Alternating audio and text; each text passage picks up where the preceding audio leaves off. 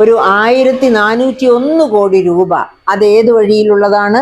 അതായത് നമുക്ക് ടാക്സ് പൂളിൽ നിന്ന് കിട്ടേണ്ട തുക എല്ലാ മാസവും ആയിട്ടാണ് കൊടുക്കുന്നത്.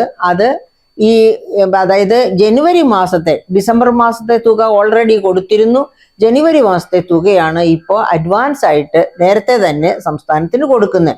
അപ്പൊ ഈ 1402 ഇതാണ് പറഞ്ഞിരിക്കുന്ന കാരണങ്ങളാണ് പറഞ്ഞിരിക്കുന്നത്. ഒന്ന്, സാമൂഹ്യ സുരക്ഷ പെൻഷൻ കൊടുക്കാൻ ഒക്കുക. 2, നമ്മുടെ എന്താ പറയുക, ഇൻഫ്രാസ്ട്രക്ചർ, അതായത് ഭൗതിക സാഹചര്യങ്ങൾ ഇംപ്രൂവ് ചെയ്യുന്നതിനുള്ള ജോലികൾ തുടരുക. ഇങ്ങനെ പറഞ്ഞിട്ടാണ് ഈ പറയപ്പെട്ട 1401 കോടിയിലധികം രൂപ ഇപ്പോൾ ഗവൺമെന്റ് കേന്ദ്രത്തിൽ നിന്ന് ലഭിക്കുന്നത്.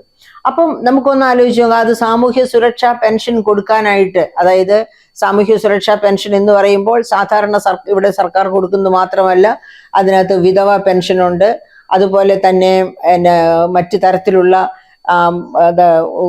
അതായത് വാർദ്ധക്യകാല പെൻഷനുണ്ട്, അങ്ങനെ ഡിസേബിൾഡ് പെൻഷനുണ്ട്. ഇങ്ങനെയുള്ള പെൻഷനുകളൊക്കെ ആയിട്ടാണ് ഈ ഫണ്ട് ജനങ്ങളിലേക്ക് എത്തുക. അപ്പൊ അങ്ങനെ ആ പെൻഷനൊക്കെ കൊടുക്കാൻ പറ്റുകയാണെങ്കിൽ, ഞാൻ നേരത്തെ സൂചിപ്പിച്ചതുപോലെ തന്നെ ഇതൊക്കെ ദരിദ്രരായ വ്യക്തികളുടെ കരങ്ങളിലേക്ക്, അപൂർവം ചിലരൊക്കെ കാണും കേട്ടോ, കള്ളത്തരത്തില് സമ്പന്നരായിട്ടും ഈ തരം പെൻഷനുകൾ അടിച്ചു മാറ്റി ജീവിക്കുന്നവർ കണ്ടേക്കും. പക്ഷെ സാധാരണ രീതിയിൽ ഇത്തരം പെൻഷനുകൾ ലഭിക്കുന്നത് അർഹതയുള്ളവർക്ക് തന്നെയാണ്.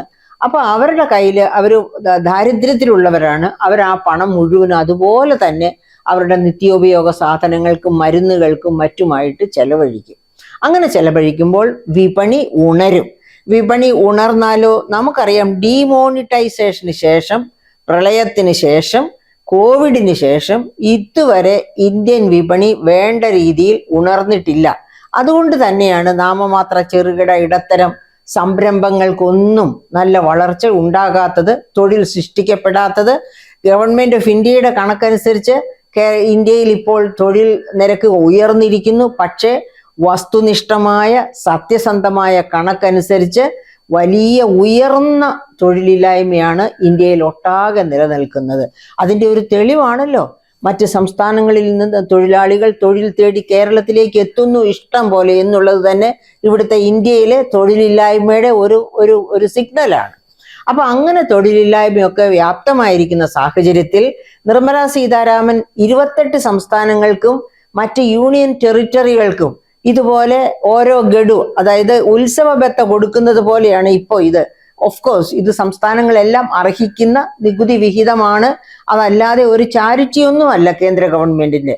പക്ഷെ ഈ സമയത്ത് ഇത് കൊടുക്കുമ്പോൾ ക്രിസ്മസ് വിപണി ഉണർന്നിരിക്കും.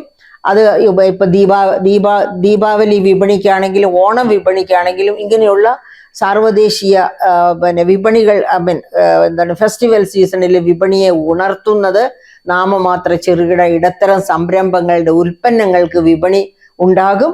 അങ്ങനെ ആ മേഖല ഉണരും. അതുപോലെ തന്നെ തൊഴിൽ സൃഷ്ടിക്കപ്പെടുകയും ചെയ്യും. അപ്പൊ ആ നല്ല ഉദ്ദേശത്തോടു കൂടിയാണ് ഇങ്ങനെ ഒരു 1401 കോടി രൂപയുടെ നികുതി വിഹിതം ഇപ്പോൾ സംസ്ഥാന ഗവൺമെന്റിന് കൊടുക്കാമെന്ന് ഉദ്ദേശിക്കുന്നത്.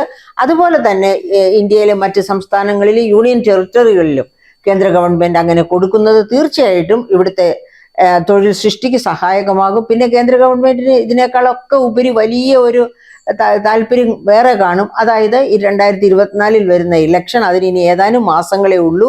അപ്പോൾ ഇപ്പോൾ ഇങ്ങനെയുള്ള ഉത്തേജക പാക്കേജസ് എന്ന് പറഞ്ഞിട്ടൊക്കെ കൊടുത്ത്, ഞാൻ നേരത്തെ തന്നെ സൂചിപ്പിച്ചല്ലോ, ഇതൊരു പ്രത്യേക ഉത്തേജക പാക്കേജ് അല്ല, ഇത് സംസ്ഥാനത്തിന് അർഹതയുള്ള എമൗണ്ട് ആണ്. പക്ഷെ അർഹതയുള്ള എമൗണ്ട് ആണെങ്കിൽ പോലും അത് കൊടുക്കുന്ന സമയം ഇപ്പോൾ 4 മാസം കഴിഞ്ഞു കൊടുത്താൽ മതി എന്ന് വിചാരിച്ചാലോ കേരളം കൂടുതൽ പ്രതിസന്ധിയിലാകും. അപ്പൊ ഇപ്പോൾ ഈ ഉത്സവ സീസണിൽ കൊടുക്കുക എന്ന് പറഞ്ഞാൽ ഒരു പക്ഷേ ക്രിസ്മസ് ബസാർ തൊട്ടുള്ള ബസാറുകളെല്ലാം കേരളത്തിൽ മാത്രമല്ല, ക്രിസ്മസ് പിന്നെ ഓൾ ഇന്ത്യ തലത്തിൽ ആഘോഷിക്കപ്പെടുന്ന ഒരു ഇതാണ്. അപ്പൊ ആ ഒരു ബസാറൊക്കെ ഉണർവ് പ്രാപിക്കും. അതിൻ്റെതായ മാറ്റങ്ങൾ നമ്മുടെ വിപണിയിലും തൊഴിൽ രംഗത്തും സൃഷ്ടിക്കപ്പെടും. അതിൻ്റെതായ മാറ്റങ്ങൾ ഒരുപക്ഷെ ഇലക്ഷനിൽ ഗവൺമെന്റുകൾക്ക് നേടിയെടുക്കാനും പറ്റിയെന്നിരിക്കും. അപ്പൊ അതുകൊണ്ട് ഈ 1401 കോടി രൂപ കിട്ടിയപ്പോൾ സംസ്ഥാന ഗവൺമെന്റ് അതും പുട്ടടിക്കാൻ ഉപയോഗിക്കാതെ, ഞാൻ പറഞ്ഞ നവകേരള സദസ്സ് പോലെ വേറൊരു സദസ്സ് കൂടുന്നതിനെ പറ്റി ആലോചിക്കാതെ ആ പണം പാവപ്പെട്ടവർക്ക് സാമൂഹ്യ സുരക്ഷാ പെൻഷൻ കൊടുക്കാനുള്ള എല്ലാ ഗഡുക്കളും കൊടുക്കുക. അങ്ങനെയാവുമ്പോൾ കേരളത്തിന് ഒരു ഉണർവ്, വിപണിയിൽ ഒരു ഉണർവ് ഉണ്ടാകും എന്ന് തന്നെയാണ്. അപ്പൊ അങ്ങനെയുള്ള ആവശ്യങ്ങൾക്ക്. അതുപോലെ സർവ്വ റോഡും പൊട്ടിപ്പൊളിഞ്ഞു കിടക്കുകയാണ്. ഒരിടത്തും ജീവൻ കയ്യിൽ വെച്ച് നടക്കേണ്ട, എല്ലായിടത്തും ജീവൻ ഭയന്നു വേണം മുൻപോട്ട് പോകാൻ എന്ന രീതിയിലാണ് റോഡുകൾ കിടക്കുന്നത്. അപ്പൊ ആ റോഡുകളുടെ അറ്റകുറ്റപ്പണി ചെയ്യാനും ഇൻഫ്രാസ്ട്രക്ചറിന് വേണ്ടിയും കൂടിയാണ് ഈ ഫണ്ട് അനുവദിച്ചിരിക്കുന്നത്. അപ്പൊ സാമൂഹ്യ സുരക്ഷാ പെൻഷന് കൊടുക്കുക, അതോടൊപ്പം തന്നെ ഇൻഫ്രാസ്ട്രക്ചറിന്റെ മെയിൻ്റനൻസ് നടത്തുന്നതിനും ഈ ഫണ്ട് ഉപയോഗിക്കാൻ സർക്കാർ തയ്യാറാകണം എന്ന് ആണ് നമുക്ക് ഓർമ്മപ്പെടുത്താനുള്ളത്.